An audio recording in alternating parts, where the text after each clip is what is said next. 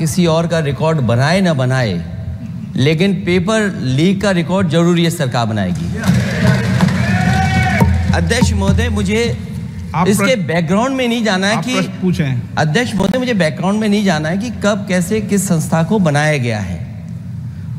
पूरे देश के छात्र इस पे आंदोलित थे। लगातार अखबार और सीबीआई की जांच के बाद चीज़ें सामने आ रही हैं, लोग पकड़े जा रहे हैं, जेल भेजे जा रहे हैं। मैं अध्यक्ष महोदय आपके माध्यम से पूछना चाहता हूँ मंत्री जी से, क्या सेंटर वाइज जिन बच्चों को सबसे ज़्यादा नंबर मिले हैं, क्या उसकी सूची जारी करेंगे?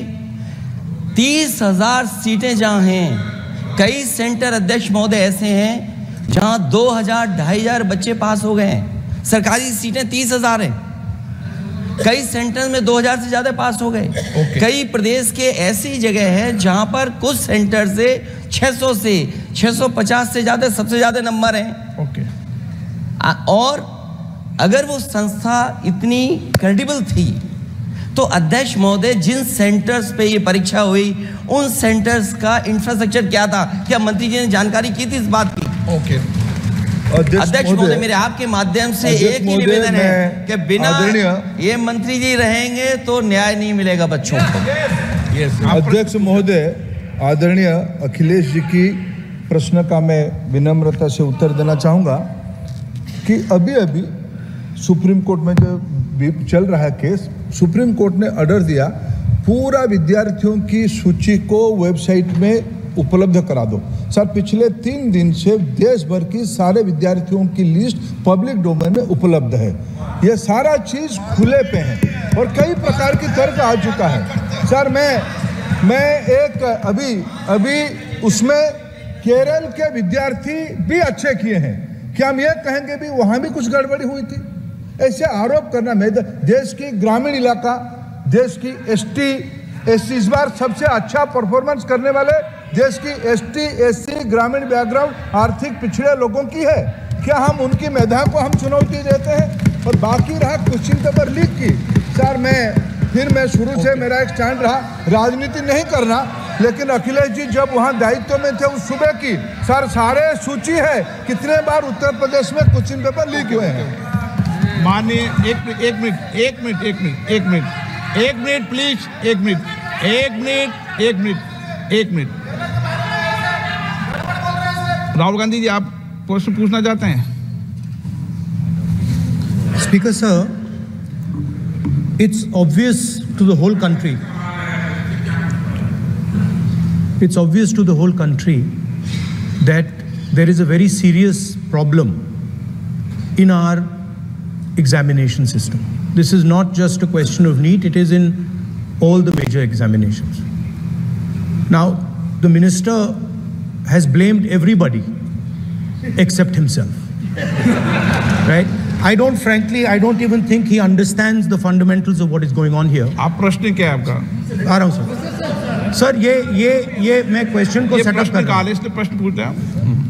ये the issue is that there are millions of students in this country who are extremely concerned at what is going on and who are convinced that the Indian examination system is a fraud.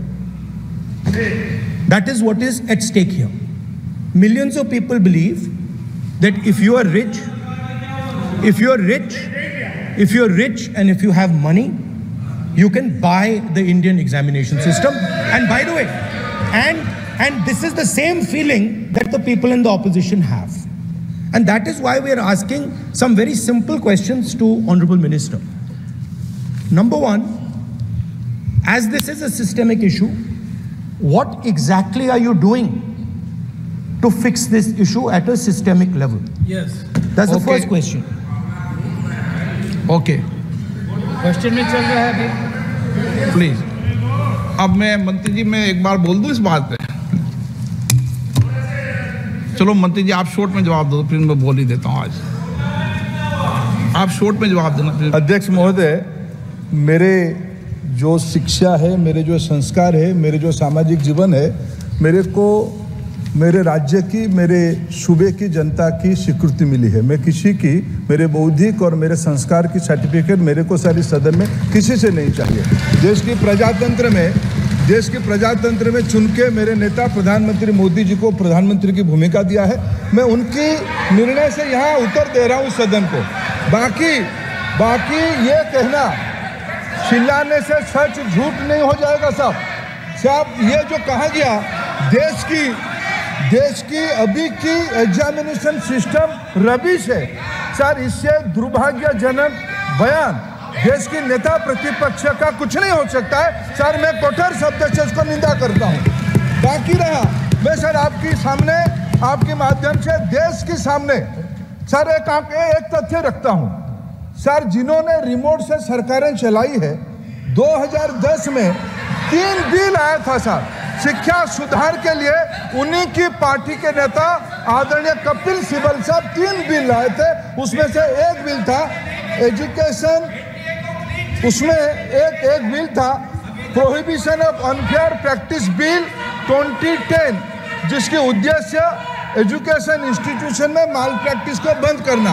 Sir मेरे सरकार की हिम्मत है, अभी हमने public examination की regularities में bill लाए, कानून बनाए।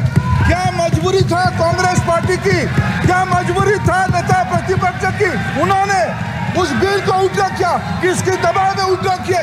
क्या निजी मेडिकल कॉलेज की दबाव में? Subscribe to One India channel and never miss an update.